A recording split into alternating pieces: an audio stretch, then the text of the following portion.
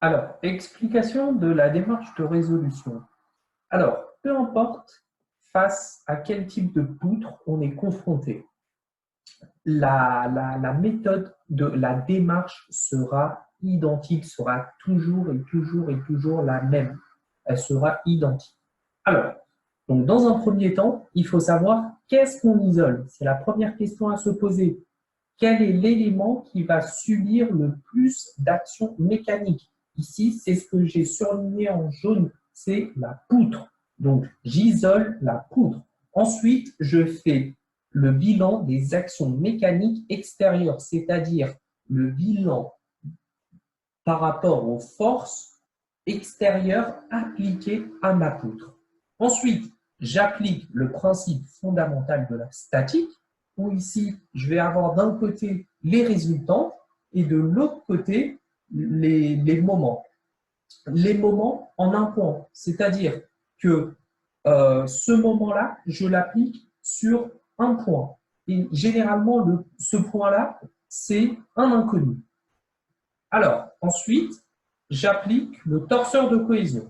Dans le torseur de cohésion, ce qu'on va faire ici, c'est qu'on va casser, oui, tout simplement casser, briser notre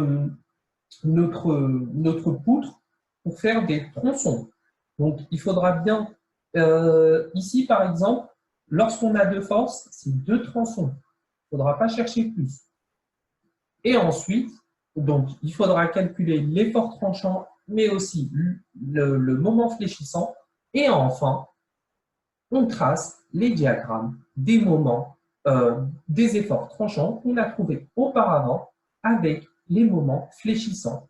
C'est-à-dire qu'on va rentrer les valeurs à peu près ici de 0 mètre, ici de 2 mètres et ici de 1 mètre pour faire les interprétations de résultats et savoir où est-ce que ma poutre est susceptible d'avoir un moment fléchissant le plus important et quelle solution, en fin de compte, je mets en place pour éviter ce problème. Ici, si vous voulez, l'exemple de la poutre encastrée, c'est très facile. Le moment fléchissant sera le plus important ici, au niveau de l'encastrement. C'est pour cela qu'on voit le plus souvent ici des sortes d'équerres qui viennent en renfort.